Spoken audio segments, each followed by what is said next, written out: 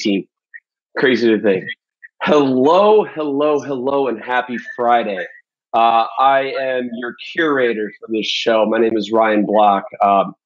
The show is called The Open Heart Collective. Our mission with this series is we want to raise awareness and break the stigma around mental health and all mental health related issues, because we've been in a world of reacting to mental health and we're not being proactive for it. So how are we going to be proactive about things?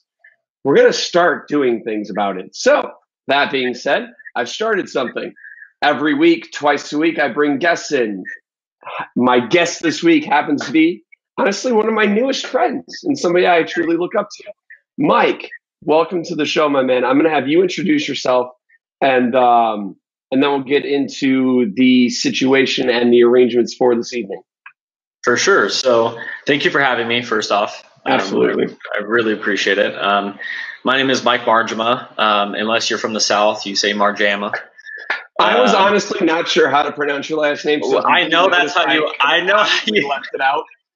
I know how you pawned it over right there.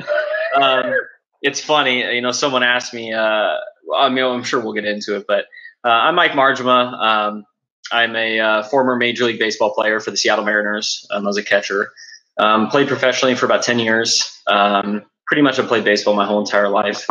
I've served as an advocate and ambassador for a few national organizations, and continue to speak and really speak about mental health and really being an athlete and trying to use a platform of being a former athlete and using that for good. So I've got a partner with LeBron James's digital media company, Uninterrupted. I still do quite a bit of work with them. So I shot a documentary with them. It aired on Good Morning America the eve of opening day for Major League Baseball. So with a matter of 2 days, I got to start my first Major League opening day and have a documentary released on Good Morning America. So it was a whirlwind of a few days, but it's really led into this really great platform where I get to be able to speak out about some really tremendous things that are being addressed in terms of mental health, in terms of really making educated decisions to, live a healthy, active lifestyle. I mean, I couldn't say that any better if I tried. I mean, that was a good introduction. Well, I would like to think that, when people hire me to go speak, I'm actually okay at it. I mean, I'm good at introducing people. Like, I love emceeing events. But when it comes to you better than I know you. So that being said, you're going to kill your own intro. I'll give you a little bit of swag time for that. It's fine. But, all right. So guys, the whole ethos and mission around the show is we want to bring these issues out into the open. We want to get conversations going, because honestly, I know this for me and a lot of you guys out there. I don't want to see people that I look up to or people in my community lose their struggle with mental health. There was this crazy statistic that I pulled out, or that I was given last fall. I'm from just outside of Chicago, Illinois, and in my home city of Rockford, Illinois, home to Cheap Trick. For those of you guys who are looking for a reference, from January until August of last year, we had 39 confirmed suicides in one county, in one state in this country, which means it's happening more than just the stars we read about on Facebook. And I wanted to break it. So the only way that we can break it is to bring these things out into the open, to create communities where people can be vulnerable inside of safe places. This, my friends, is one of those safe places. So a little bit of housekeeping for this evening. As this is a safe place, if I see any sort of commentary that's coming in that's anything less than positive or uplifting, you're gone. I will end it. I will cease it to exist, because this is not the place for it. You can use the rest of social media to spew. This is not it. This is a place where we uplift and give people strength, because guys, we need it. So throughout this journey tonight, we're gonna hear Mike's story. because I'm really curious to hear it in its entirety. Not just his story, though. We're going to get down deep into what were those specific obstacles he's had to overcome in his own world to get to be where he is now, and what he did to overcome them. And then last but certainly not least, we're going to find out what's really, really exciting in Mike's world. Because when we talk about mental health, we have a lot of conversations around darkness, around the struggles, around the loss. So everything tragic and negative around dealing with mental health. But we really don't have the conversations about what's exciting. And honestly, it's that stuff that's exciting that gives the people who are coming up behind us, who are struggling, hope and knowledge that it does get better and that it can get better and that you're definitively not alone. So with that being said, Mike, my friend, the stage is yours.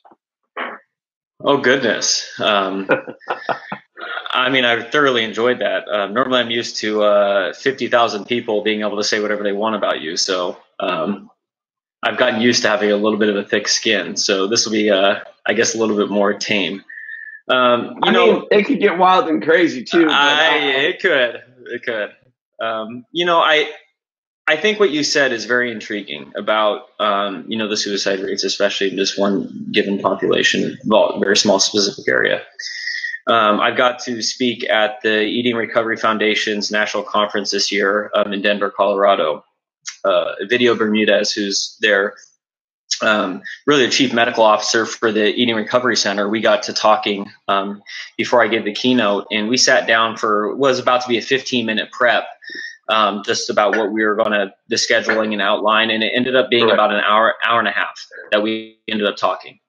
And the sole thing that we talked about was distress tolerance.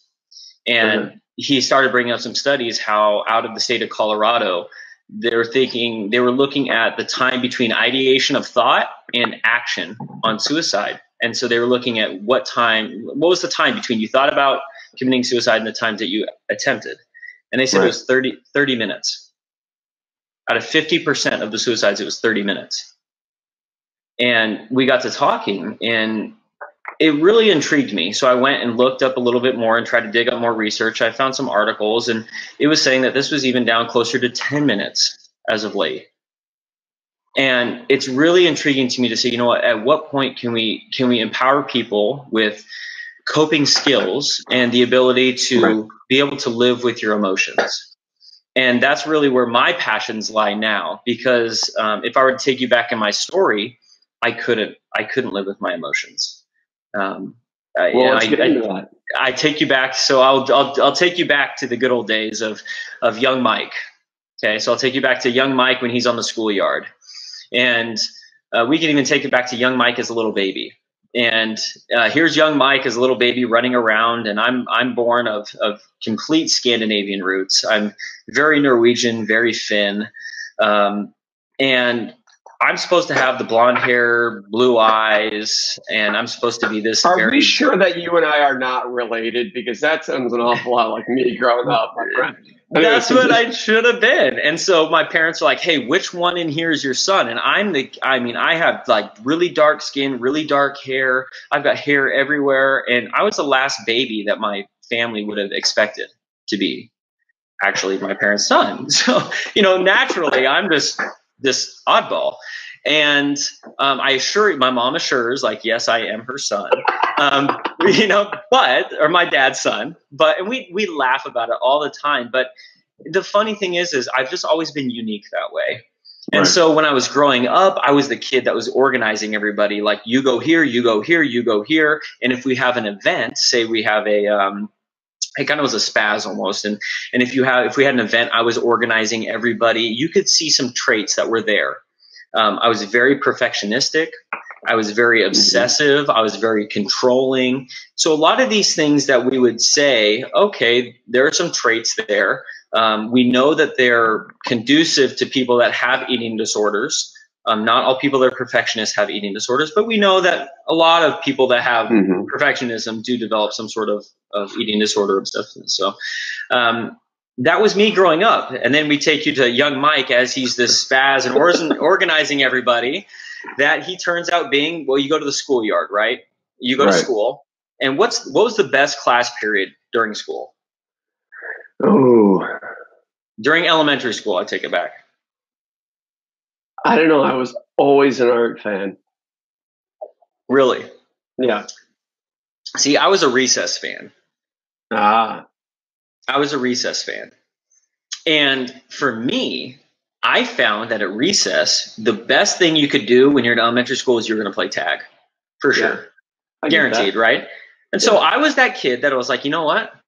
Okay, I'm going to tag the cutest girl on this yard, right? And in doing so, she's going to tag me back.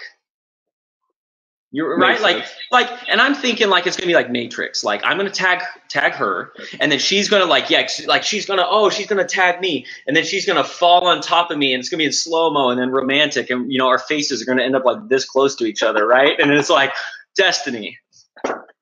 So I would like to tell you this happy ending where that happened. That never happened. I was never the guy getting tagged. I was never the kid that was the most athletic. I was never the one that got attention. Right. And so I immediately thought there was something wrong with me. I specifically remember a kid, we were playing basketball and we were picking teams. And of course I was never a captain, but I remember one of the guys said, "Hey, like, stop being a prick." And I said, "Excuse me?" Like, I was like, okay, like whatever. And then it didn't register to me what that meant. So I go home and tell my mom, like, some kid called me a prick. And I was like, well, what is that? And then my mom's like, well, and so my mom has to enlighten me. I'm like, oh my God, I'm not good enough. So a lot of the time you get to the sense where I got bullied a little bit just for not being the alpha male, or what you would say is I was very emotional. And man, you and I are cut from the same cloth. I'll just tell you that. Yeah. So it's something that now people are like, you know what, those are your strengths. Right. And it didn't seem that way at that time. And so I really had some trouble then. And I even fast forward. So we'll say that's happening. And I remember going to junior high school, and I remember a girl one time, I mean, the really cute girl. She was not like the standout girl. She was cute. And I was like, wow, she's beautiful. And I tried asking her out, like, go to her friend and all this other stuff. And her friend goes, oh, she'll date you or whatever. So it happens. And she dates me for a lunch period because she felt bad for me. Kitty dates. I never liked kitty dates. Yes. So I was that guy. And to be completely honest with you, it kind of hurt, right? And then I get cut from a basketball team. I mean, and this is where people go like, you're a major league, you literally played at the highest level of athletics. Like, you're one of the 30 best in the world, and you got cut from a basketball team. I said, yes, I did. Junior high school, I got cut from my basketball team not once, but twice. 7th and 8th grade year. I still don't let the PE teacher down. I go back there every year, and I'm like, I wear my full uniform and everything, and walk in there and just give her the nice little hello. But but it hurt. It did. And so this whole time you have this negative self-talk that's going on, like, maybe I'm not good enough. Maybe I'm not good enough. Here's young Mike that didn't look like anybody in his family. Here's young Mike who kept getting rejected. Here's young Mike that was never getting any attention. And we think of it as, like, now I think that's a very privileged way of thinking about things. But at the time I was hurting.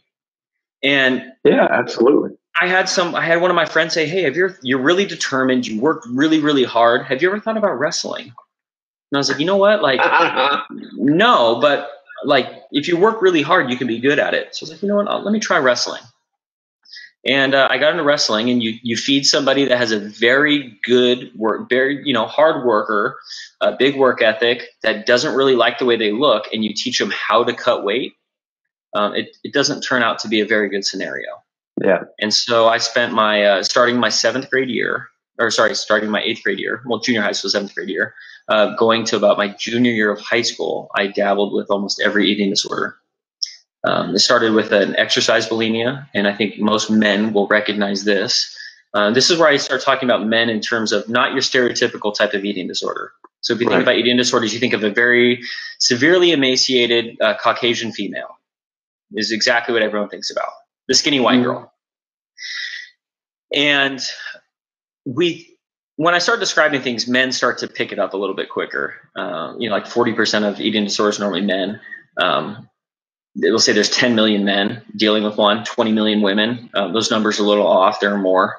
I've had men that reach out to me on Instagram or Facebook here or Instagram here and Twitter and say, I've had this for 20 or 30 years. I've never been able to tell anybody. So I know those numbers are off. But, for me, it was I started, well, if I wanted to get big and strong. You remember when, okay, I will not ask your age on here, but I'm 35. You guys are good. And the reason why I'm so open to admit that is because if you guys follow me far back enough, like last summer, you'll notice this little thing that I posted called Mission 35, where my objective was to get in my best shape of my life, right? By the time I turned 35. But it wasn't the metric of just physical size or stature or lean or anything like that. It was mentally, it was spiritually, it was emotionally. And that's when I really dove deep into this show, running all the time. And it worked for me. But so my challenge to other people was find your Mission 35. Anyways, continue. I love it. Love that. Yeah, but so for me, I remember even back in junior high school, I think I don't know if it was for you, maybe a little bit later then, so then maybe high school for you, but Abercrombie was so big. Do you remember those days? I have a funny story about that, but we'll let you get on with yours. Okay, so when everyone was carrying around lunches at school or gym clothes, right, everyone would carry them around in Abercrombie bags, right? And what Exactly. So what embellished the outside of an Abercrombie bag? Mind you, I was a punk rock kid, if the tattoos haven't given that away. I got a few. That's why I'm wearing a button up, but we'll just leave it at that. Linkin Park's my favorite band of all time. Not that they're really that punk rock, but I am a huge oh, whoopsie. Whoa. There goes my I'm getting all entertained right now on my talk about Linkin Park, getting me fired up. So Abercrombie was big. And so everyone's carrying around their gym clothes and their lunches, and they're in these bags, and there's always these guys with their shirts off, and they are like just chiseled up, right? And you're like, needless to say, like this is where the advertising goes in. They're 30-year-old guys in their prime portraying junior high schoolers. Right. Also, when Photoshopping got really popular. Just saying. Very popular. And it still is, right? Oh my gosh. We're going to get to that later. But really the point being is I'm like, and all the girls would fantasize about it, right? Look at this guy with his shirt off. That's what I'm if I want to get a girlfriend, I'm not getting any of this tension. I gotta look like that guy. I just have to look like that guy. So what does common sense tell us, right? As a kid, what am I, and especially as a man, am I supposed to go to another man or a woman and say, you know what, like, I don't feel good about my body. I want to look like that. No, we go, well, what am I told? Like, what? Okay, what can I find? If I don't eat anything, I don't get fat. And if I work out a ton, I get big and strong. Just go work out. You want to get big and strong? Go work out. You don't want to get fat? Don't eat anything. How many times have you ever heard that in your life? You hear that all the time. And so for me, I took it literally. And I was like, okay, fine, I'll do it. So I would go to the gym and and then this is where wrestling kind of taught me. I would duct tape trash bags and put on, 3 layers of sweatshirts and sweatpants and ride in the steam of the shower and, ride in a stationary bike in the steam of a shower. And I would just pass out in the shower and then wake up and just, apparently I'm lost a lot of weight. I overdid it that time. Yeah. That was me. And then when that didn't become enough, right? You're not seeing results because your body, as physiologically, as I know now, is that you have to fuel your body. Food fuels your body to work, right? And when you work out, you break down your body, you need to refuel it and build it back up so it can repair. Well, I didn't know that. So I was like, okay, don't eat anything. And I really struggled. So I didn't see anything. Then I'm like, okay, that's not working good enough. I need to do it better. And then I need to do it better. And this is where you see that for people that are perfectionists, you start seeing it's not good enough. It's not good enough. It's not good enough. And then I pull the example out is how many times have you ever looked at a picture from you like 2 or 3 years ago and you're like, damn, I look good. And then you are like, oh man, what? Like I need to lose weight now. And then I look back at pictures. I'm like, goodness gracious, I look really good back then. Right. So it's for me, it just wasn't good enough. And so I started dabbling into bulimia. Then I started getting into anorexia. And really it was if we talk about the diet cycle, I mean, a lot of men can relate to this too. Let's eat really healthy during the week, and then the weekend hits and you're like, okay, I'll have a piece of pizza. And you never have one pizza because you're so malnourished, right? And you're just like, and then that one turns into two, that turns into three. And then pretty soon you eat a whole pizza, and that's what we call a binge. And so then you come into this whole point to where you've spent all week trying to restrict yourself so you can just let free. And it's like, you know what, why don't we just find a point to where we can just live balanced all the time? And we don't have to be on these crazy fad diets to go from here to here and just yo-yo around. And so for me, I got hospitalized my junior year of high school. I had lost 14 pounds in the matter of about 2 days. Let's pause for a second. Let's put this into perspective real quick. So at what age was that? Junior year of high school. So you would have been 16, right? 16, yes. So I was about 6 years in. How tall are you? I'm about five. I was about 5 foot, maybe 5'7", maybe 5'8". And what was the before and after from point to where that 14 loss came, and how quickly? I was my junior year of high school was about 5'7", 5'8", 135 pounds. So then you would have gone down to about 121. I was about 138. And I think I dropped really rapid. That was one of the nights I had gone through the shower and run the steam. I lost a significant amount of weight. Like that. Putting this into perspective, I'm 6'2" and a solid 220. For me to drop that, all right. Now, for me to drop that during that rapid period of time, not good, right? Yeah. So like it's and I have a interesting tie into the eating disorder realm too. My ex-wife struggled with it for a long time, and so I've seen it from the perspective of the person in the relationship with the person who's struggling. So I have an interesting tie into that. And I wanted to put it into perspective because, all right, baseball players, they're 6'5", they're big. Like, I had to bring it down to size. Yeah. And I think I can even enlighten you a little bit more on that is so my junior year, and according to eating disorder guidelines, when we talk about it, it can be very triggering when we talk about numbers. Right. So I try not to dive too much into what numbers are like. But I like definitely to dive in is this is real perspective here. And what people don't understand is I was maybe 5'7", 135 pounds my junior year. The only reason I know that is because I was trying to wrestle in the weight class that was 135, which I normally should have been wrestling in 165s. But I thought I could get an advantage.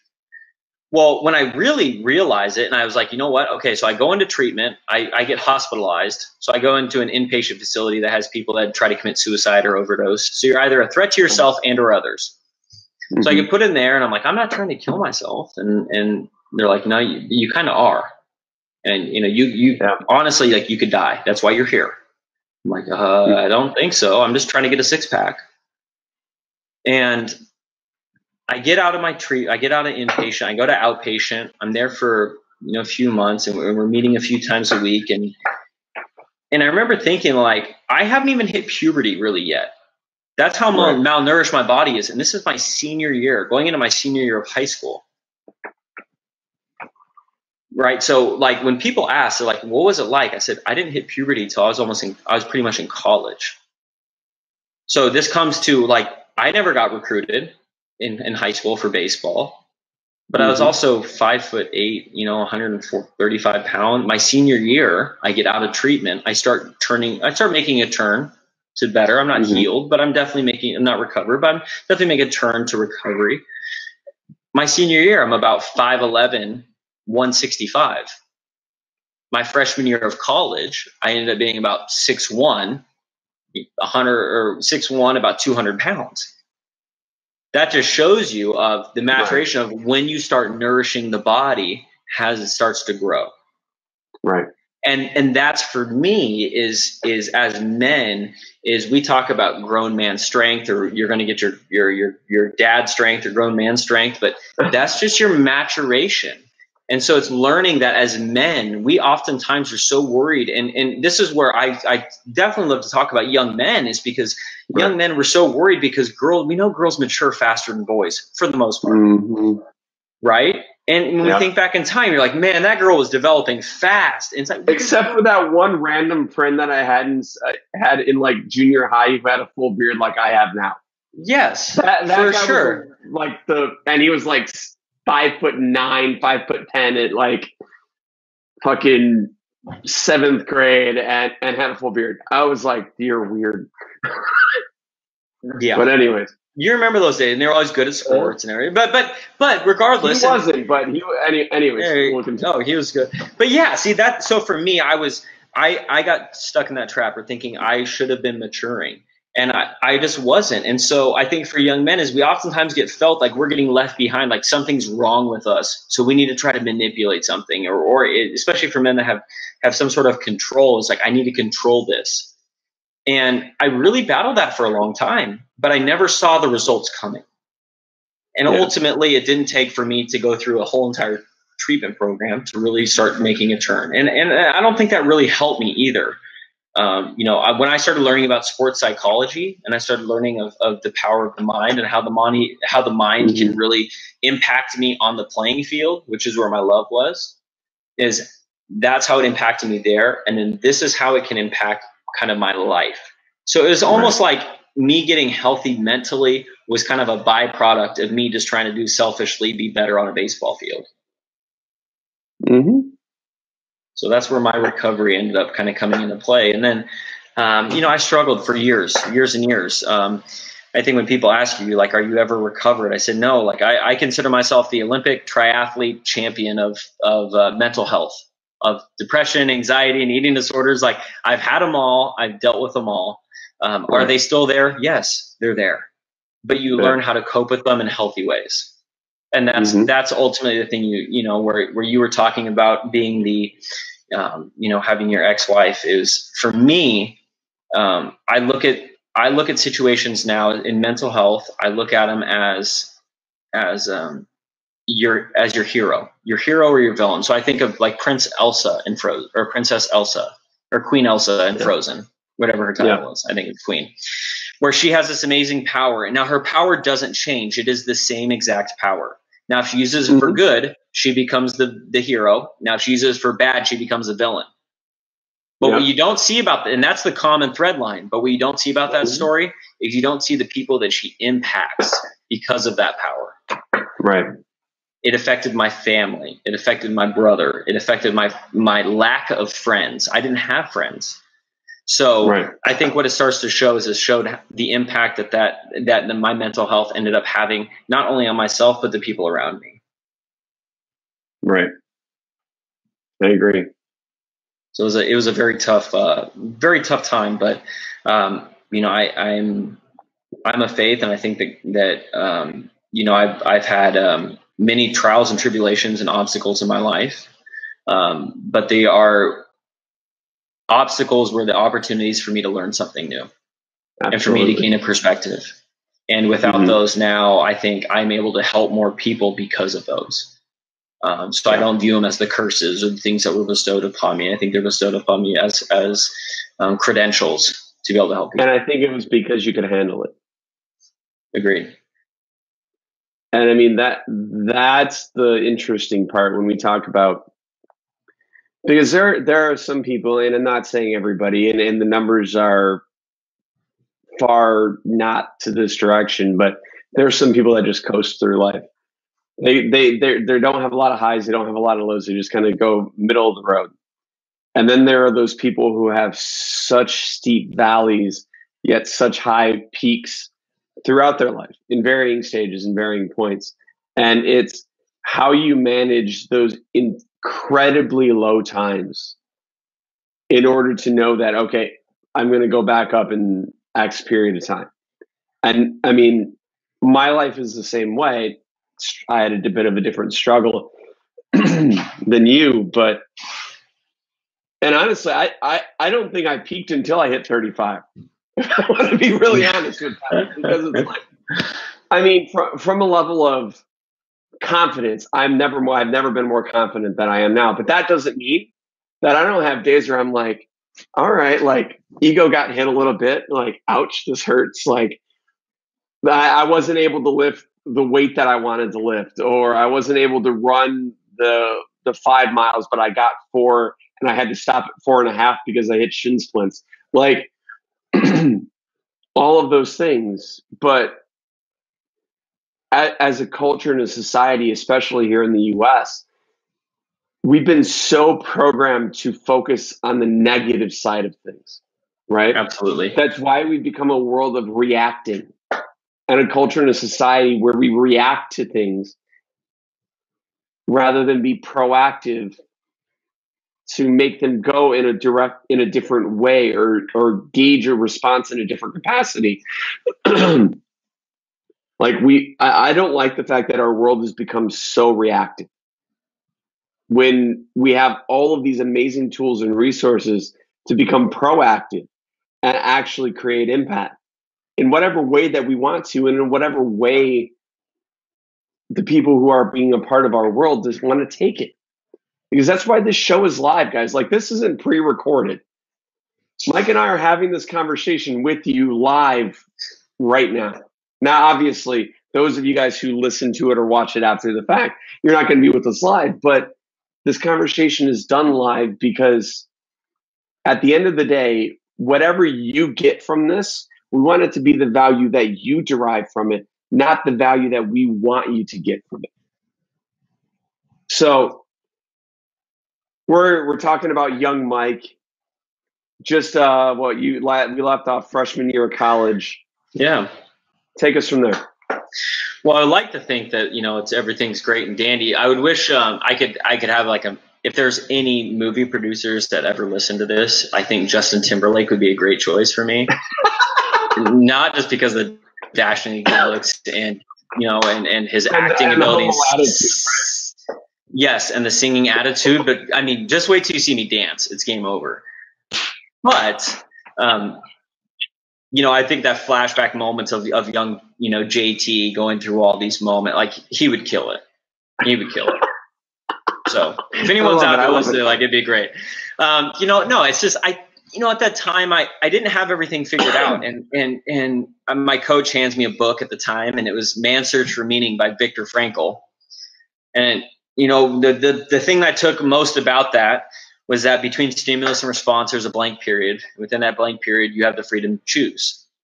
Right. And you have the freedom to choose your reaction. And I never knew, I couldn't put it together. For years, I didn't put it together. It changed me then, because my whole idea of that was attitude was a decision. So when I didn't feel something, I said, you know what? No, my attitude right now is a decision. I can flip that switch and say, you know what? Like, I'm not a victim of my emotions. So I don't have to list my emotions, or the things that I'm feeling aren't me. I can I can make a choice on those. So I learned more about his history, on how his whole family's killed in front of him in concentration camps, and how he's constantly being taken away from death, and how he just chooses really that no matter how I'm getting treated, I get to choose what this means to me. And because at the end of the day, the only thing that you can control is you. 100%. And it almost came to like controlling the controllables, right? How often do we try to control others' perceptions of us? How often do we try to do things rather than just saying, what can I control? All the time. You know, want to know why? It's called social media. Anyways, continue. I love it. Yes, very much so. So at what point did we start seeing that? And I started progressing, and I ended up playing okay. We fast forward through college, which was just kind of a blur. And as those college times go.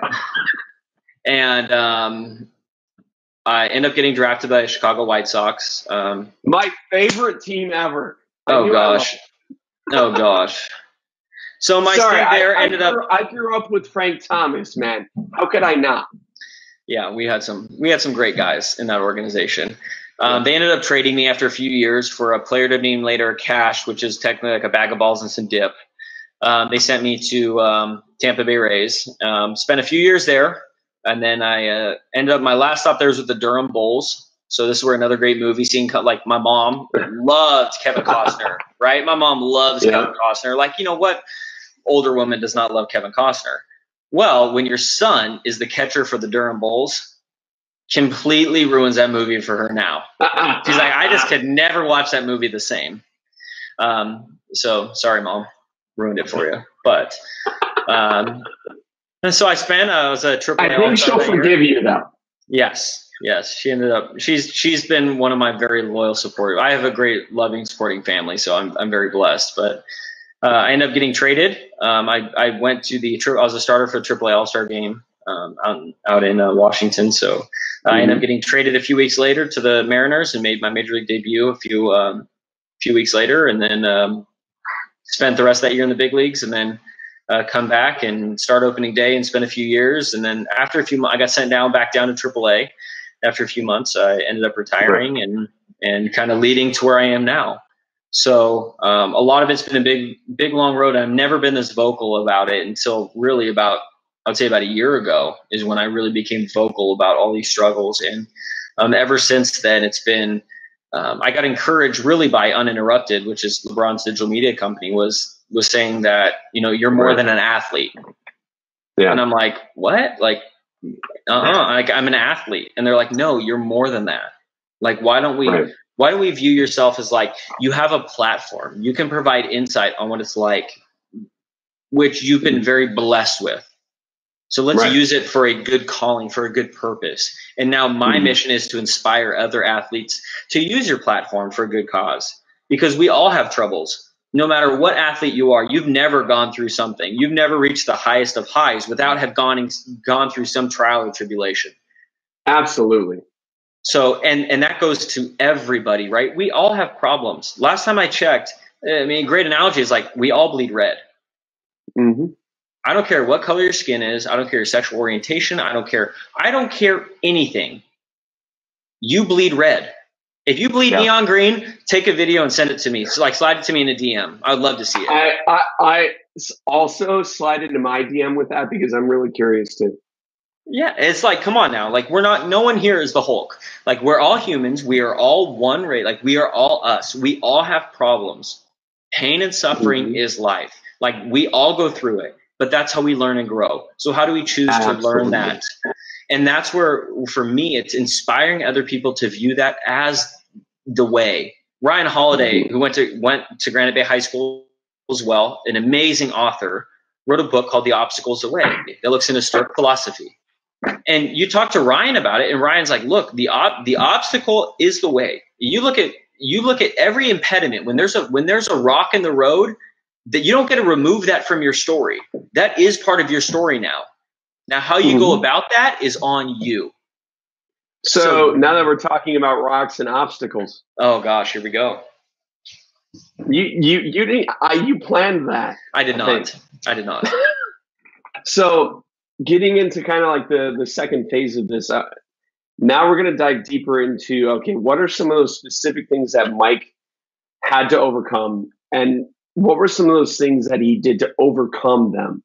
Now, granted, and I want to get this out there in case anybody's like, well, everybody's different. I know everybody's different, right? Everybody's got a story, which is why this episode or these seasons are going to continue, because now this is my 43rd story. And it's only going to get more because everybody's got a story, and not everything that's worked for me is going to work for you. So the original mission and adaptation of this show was actually going to be an online book, and I might still produce it. But the online book was going to be this interactive thing where I would go in and write my story. Mike could go in and write his story. Donovan_VO, who just joined us on Instagram, could go in and write his story. And we could all learn and grow from each other because the pages live as we live, right? So then that kind of died in 2013, but the idea lived on. And when I started this show back in March of last year, it was because I was going to do a month of mental health awareness videos, because it was shortly after somebody I looked up to passed away from suicide. And I'm like, we got to start talking about this. And then in the midst of the first episode, I was like, wait a second, this sounds an awful lot like the original Open Heart Collective concept. So the mission is, my story might not help you, but your story is going to help someone else. So even if one of you finds insight out of Mike's story and is able to make an adaptation into your own world and you improve your life, if it's just one person, this show was a success. So that being said, Mike, what were those? Let's get into what some of those obstacles were and kind of what you did to overcome them. For sure. Can I throw one thing on top of that really quick? Absolutely. So I've gotten to travel the country and speak now quite often about kind of eating disorders and mental health. And one thing that I did is I went to New Jersey and I got to speak. And I met with a mother and a father, and they had their son pass away from an eating disorder a few years ago.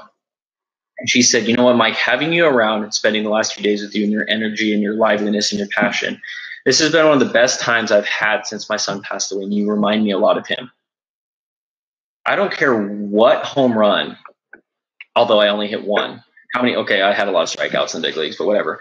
But that one home run, there is no, like, you're like, oh, there's no other feeling. Like, what's the best feeling you've ever had in your life? And everyone's like, it's got to be when you hit a home run, the big, or starting opening day. And I said, yeah, that was big. But can you imagine going that you just literally lit up someone's day because your story inspired them and gave them hope? That is the true essence. So now I'll tell you what, you want to know what my crack is having people feel inspired and hopeful. That is what it is. It's not chasing some result on baseball. It's not chasing a home run. It is literally inspiring somebody to have their life mean something of impact and feel like they are worth it, because that person can lead to excellence. So we know that there's so many men and women struggling with mental health. They're not people that are like, and this is the stigma we get around mental health, is those people are crazy, or those people are, they're not going to be any good to society. And that's what Xavier, who was my first guest earlier this week, or was my guest earlier this week, in her work, she was actually my first guest from my hometown. 41 episodes, wow. And I'd never had one of my own hometown guests until her. Anyways, one of the things that her organization, Each Breath of Air, has been doing or started doing recently was to putting up billboards showing the faces of the people that we've lost. And because she asked because she works with troubled youth. And one of the things that she was asking them was, well, okay, well, what do you think somebody who's struggling with mental illness looks like? And their explanation is that homeless person who's muttering to himself walking down the street. Exactly. But guess what, guys? Look at Mike down there, over there, and look at me. Both of the people that you're looking at on these screens right now have struggled. And you want to know what? I've had blades to my wrist. Mike's hurt himself too. We don't look like the typical people who you think would be struggling with mental illness, but I can tell you this. Our struggles have been hard. And we're here because we know there are other people, whether you're with us right now or you know somebody who's going through it, there are people you know right now who are struggling. And it's these conversations that we hope uplift people to not only seek help for themselves, but to seek help for those people that they love and those are around them. Because it's not just about getting our mental better. It's about improving the mental health of the people in the communities around us. And that, yes, that's all of these communities too. We're not even going to talk about obstacles right now because I'm about to go off that too. Like, okay, we honestly, all right. We know what Mike's obstacles were, right?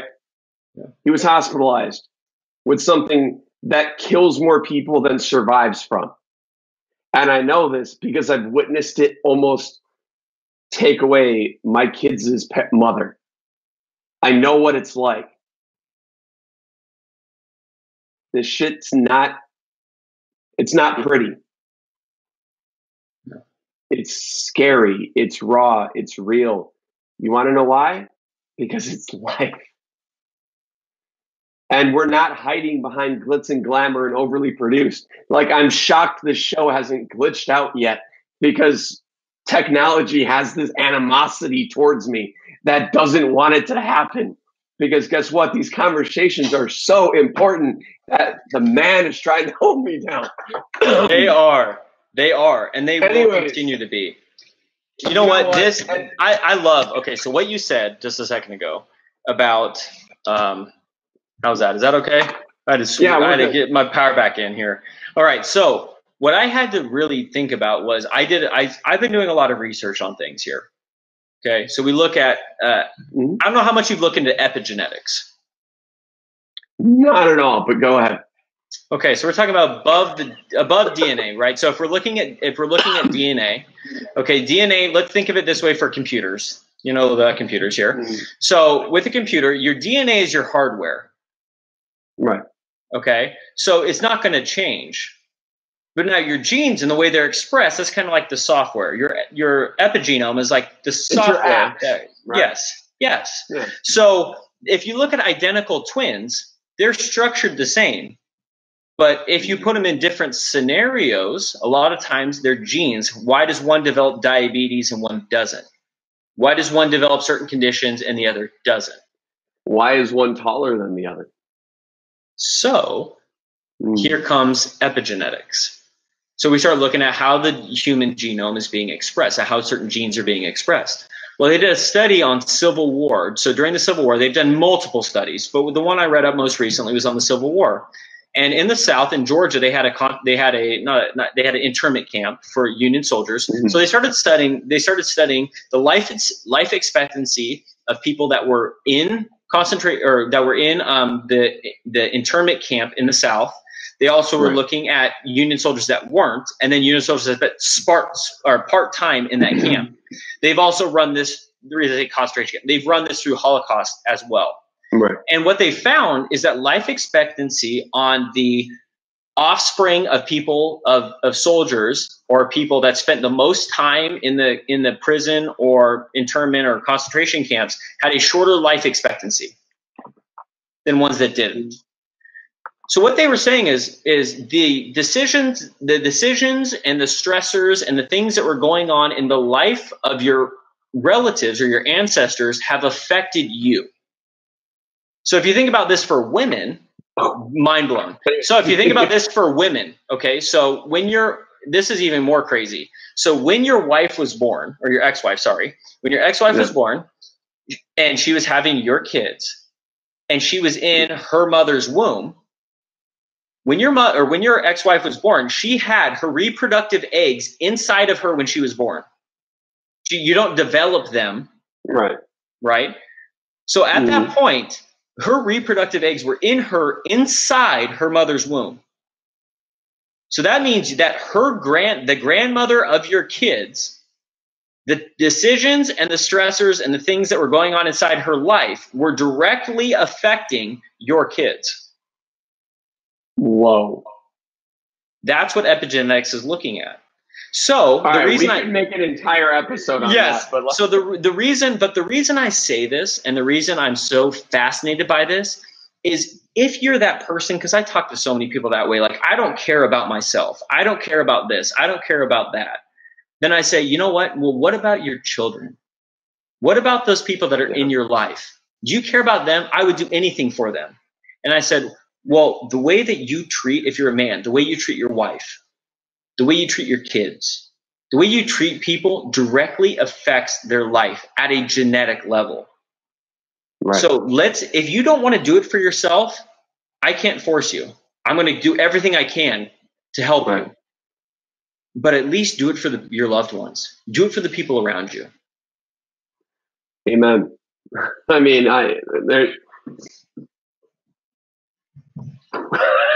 anyway, so I mean, yeah. And guys, if we want to talk about, and I'm going to take this to a topic that's really important to me, legacy, right? Oh yeah. What's another way that you leave legacy? You leave legacy by treating people right. You leave legacy by doing the work that you want to do in a way that impacts lives of people that come after you. And in my instance, that's my kids, right? Like I work a lot. My wife, God love her, puts up with me and my crazy ass schedule because my life is madness. Now this year I put a lot of focus on sleep. I didn't sleep in 2018. It was weird. I'm sleeping this year, like 9:30, 10 o'clock, like I'm shutting down. It's really weird. I'm not used to it yet. But like, for me well, I'm doing all of this because I'm hoping I impact those people who are coming up after me. And I'm able to instill in my kids and my kids' kids, whenever that happens, if that happens, that no matter what you come from, right? I come from very blue collar, very humble beginnings. My dad's been in the same job since I was one. My mom's bounced around to dozens of different jobs and worked in, I mean, rescue mission, in like mission kitchens and all these types of things. Like, no matter where you come from, you can accomplish anything, right? Now, that doesn't mean that it's not going to take work. So many people right now are afraid of the work. And I know that because I have clients and prospective clients who are afraid of the work. Hell, I've been afraid of the work. Because guess what, guys? I don't care who you are, where you come from, nothing worth it in life ever comes to you easy. Mm-hmm. You got to go out and fight for it. And yeah, that means you're going to have those days where you just don't want to do it, but you have to. Like the show, right? I don't have to do this show. I do not monetize this content. I do not make any money off of it, nor will I ever make money off of this show. But I do this show. Why? Impact, legacy, inspiring people to become better with their life. The ability to connect and create connections and relationships with wonderful people like Mike. That's why I do this. Love that. I do this because there are people out here. I don't care. You could be one person listening to this right now. You need to have heard the message that Mike and I talked about tonight. That's why. That's why every week, now 85 plus hours I've put into this. 90. No. I can't even count the number of hours that I put into this. But it's worth it to me. And I want you guys to find that thing that's worth it to you, because that's what's going to cement your legacy. Yeah. Anyway, continue. I love it. I love what you just said, because, right. So the struggle is guaranteed. Struggle is guaranteed in life. Struggle is guaranteed. Success is not. But I can tell you that you gain confidence through overcoming those obstacles. Mm-hmm. Right? Like that, like confidence. And I truly feel that way. Confidence is earned. So when people act like, why are you confident, or why do you feel like you have this? And I said, because I've lost more than everybody else. Exactly. And so, at that point where, I think when someone even realizes it this way, you lose almost everything and you feel like you're at rock bottom. What better time is there to go up? What better time is there to look in the mirror and say, you know what, like, this is like, I'm there. So imagine this, right? Mm-hmm. So the boiling point of water is what? It's 212 degrees Fahrenheit. Okay, we'll say it that way. I was going to throw that to you, but I didn't know if you were. Well, okay. I was going to look at you and say, you. Okay, So the boiling point of water is 212 degrees Fahrenheit. Okay, but when water's not boiling, how do you know if it's hot, or if it's at 100 degrees, or if it's at 110 degrees or 180 degrees? You have no idea, right? It just looks like water. But in 1 degree of difference, it can go from just steaming and being still water to boiling, to a rolling boil. Well, when water starts boiling and starts really creating steam, that can move a train over mountains. So how do you know if you're at 100 degrees, if you're at 111 degrees, how do you know if you're at 211 degrees? You might be 1 degree away from having it click, and you're like, boom, I'm moving trains over mountains. You're pumping a pump. How do you know that next pump that you take isn't going to be the one where water comes spouting out? How do you know you're not that 1 degree away? You don't. So you keep pumping the pump. You keep hoping. You keep pushing. You keep driving for what you have, because when that 1 degree hits, it'll push you over the limit.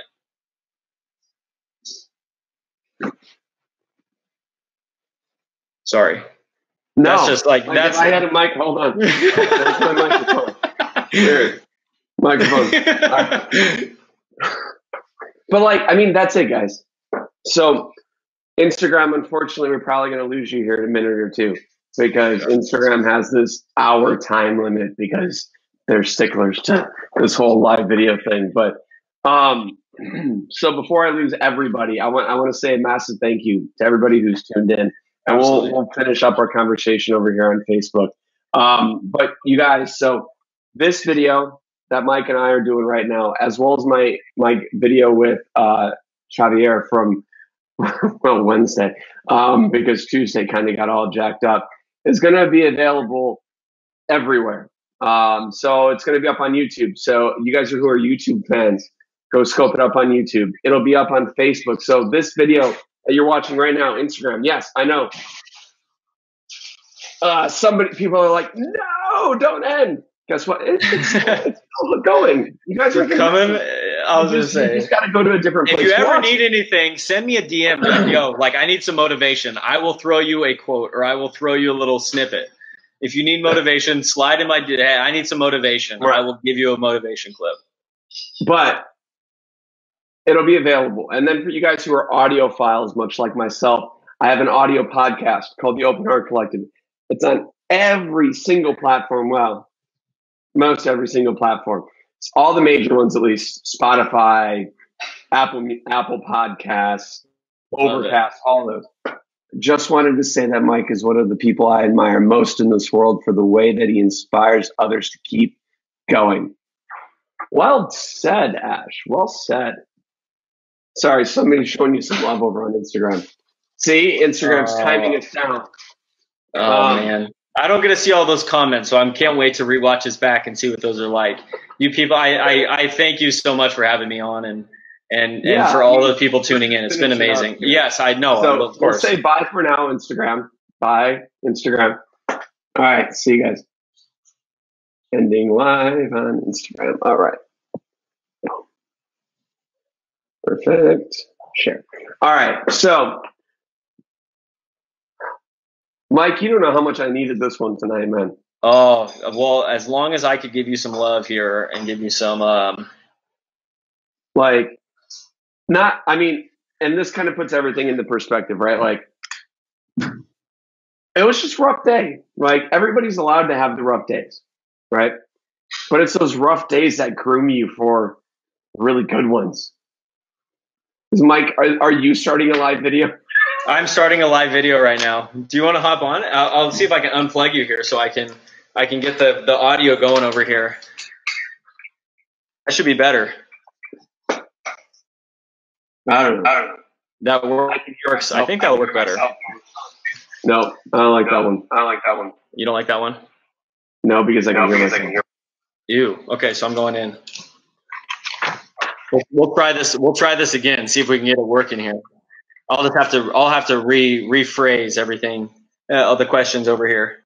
No, you're fine. I mean, I've got places I've got to be here in a few minutes anyway. So, family time. But, anyways, so we're getting ready to shut it down for tonight because I set it for an hour and sometimes we go over, sometimes we don't. But, let's hit on those one or two things right now that are really exciting in your world. Okay. One or two things really exciting in my world. Or you can list them all. I know if you're anything like me, that list is really long. And we're starting to get the people that are fading out at the 65-minute mark. So yeah, well, here's some cool things that are going on right now. I'm working on a project right now with a local nonprofit that is working on implementing youth programming into boys and girls clubs. And so our goal is to inspire kind of healthy, making educated decisions. So we want the healthy, active lifestyle. So we know that kids very much go on to gameplay, right? So they're going to go on to a Fortnite or a console. And when they're experiencing these times, we also want them to be active. So we're trying to create some technologies that will allow kids to be more active, but also see that feedback, right? So we know that you're constantly getting data when you're playing video games. And so we're going to try to create that for kids while they're being active. So while you're living, while they're out running, or while they're maybe throwing a ball or hitting a ball, we're creating new fans for baseball. And so we're looking across all sports, but we really want kids to be involved. The other one I'm doing is I'm traveling around. So I'll be going to Florida here in the end of this month, as well as next month a few times. So I'll be able to speak in Tampa, in Miami, in Orlando. I'll be making a few trips there. Later this month, I go to Wisconsin to speak. Where? To La Crosse. You have to shoot me details. Yeah, La Crosse, Wisconsin. So I played a summer league back there. I'm in Rockford. That's like 3.5 hours away. Oh gosh. Well, there's a little winter baseball barbecue back there. Oh, nice. Yeah, so it'll be a great event. I'll be speaking there for a few days. I'm actually speaking at Viterbo University the day before, and then Holman High School as well. So we've got that going on. So really over the next few months, I speak all over the country, really over the next year.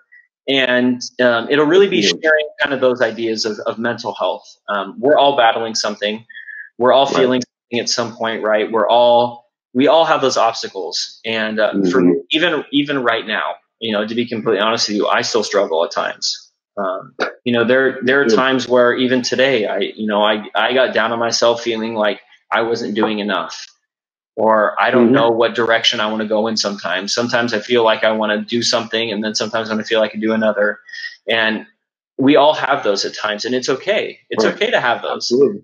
And so I think a lot of times we spend so much time really worried about the future, and really worried about, the past, the mistakes I've made, or the things that are coming.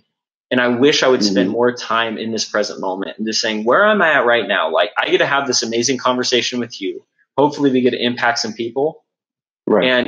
And what is there to be anxious about? What is there to be depressed about? Like, this is something that I love doing. So why can't I spend a little bit more time doing this?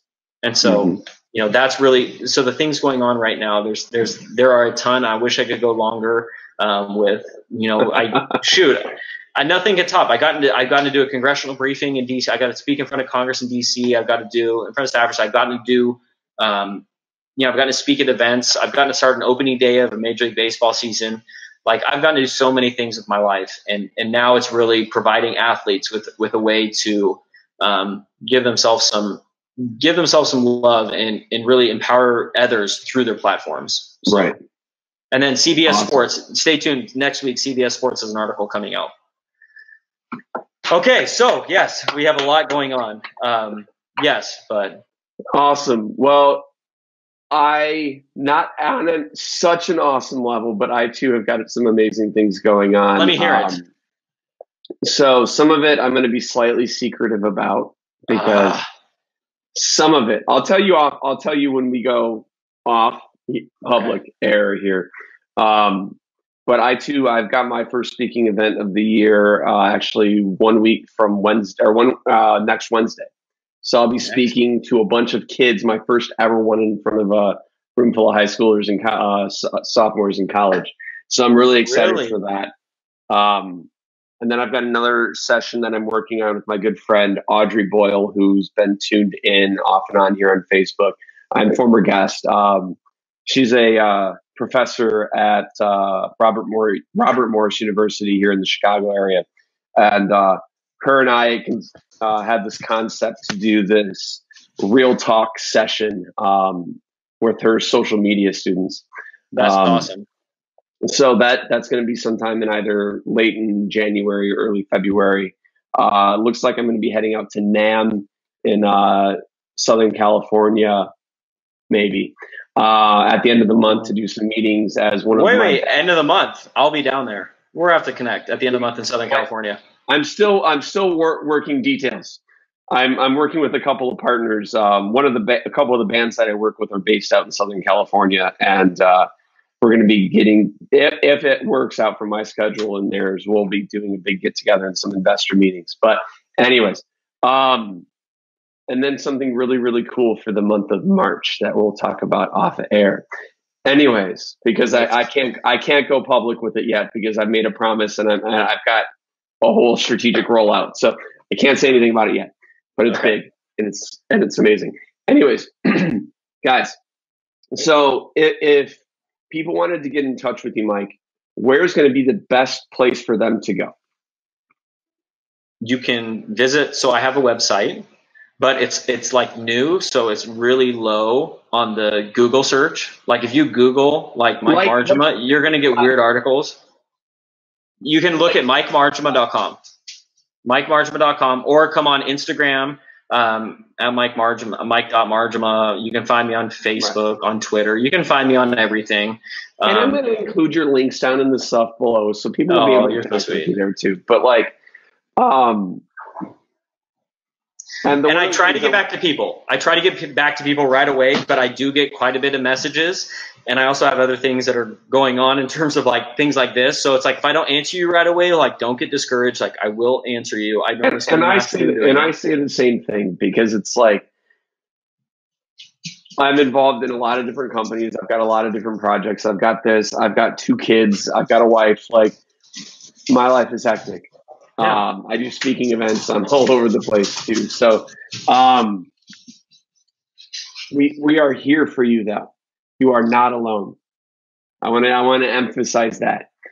And also to say one thing, you are enough. You're enough. The way you are. You know what I mean? Like you don't have to be more than you are. Like I've had great significant people in my life recently that have really like inspired me in that way. Is like you are enough. Like you don't have to be something that you think you need to be. Like check your ego at the door. It's all good. Like you know what? Like I said before, we all bleed red. We all have problems. Like don't worry about it. Like you're fine. Let's just look for compassion in others, provide that positivity, and you know, pretty soon I think it's going to end up being a really good thing for each other. So we all have them. Look for support. We can't do this alone. And we shouldn't have to. Agreed. Anyways, so this, like I said before, this episode and our episode from Wednesday will be available in perpetuity here on Facebook until Facebook kicks me out. This will also be available on YouTube coming on Sunday night into Monday morning and all major audio podcasting platforms. So please feel free to check that out. There's 2 incredible things that are working on right now that I want to share. One of the things that I've noticed in kind of my time in helping people and guiding people through dealing with mental health issues is that while we have an abundance of resources available and access to information, the access is not necessarily in the best of ways, right? Because if you're struggling with something, let's say depression, right? Or, I mean, it really could be anything. But the root of any mental health issue is anxiety, right? I don't want to do this. And then that stems into stress, that stems into depression, alcoholism, drug abuse, all of it. So what I want to say is, I know what it's like when you go to Google and type in depression, or I'm struggling with depression. You get bombarded with 80 million search results, right? Absolutely. Which means if your underlying condition is an anxiety disorder, and you see 80 million results, you're not going to make a decision. You're not going to get the help that you need. And people aren't going to be able to find you the help that you need either. So what we're going to be working on over the course of 2019 is the launch of an app that brings you those resources to your fingertips. And we're going to call it I'm Struggling With. And literally your only action is to fill in the blank. And based on what you fill in the blank, and the database that we're building or going to be building, you'll get access to results or access to resources to get you the help that you need. And we're not just going to say, oh, here's the contact information. No, you get 3 choices. Call them, message them, or go to where they are, because the resources are going to be in your communities. So this kind of project, as you can imagine, is a massive undertaking. So we're going to need some help. I want to know all the resources that I can possibly muster. Because when I send this to my developers in March to April, I want them to have a good amount of resources from around the world, because I want this to be able to be used by everyone around the world. So that being said, that's one of our huge, massive undertakings for 2019. But I want to end it on this. It's this mantra, mindset, whatever you want to call it, that I've ended nearly every piece of video content I've put out for the better part of the last year and a half. And it is as follows.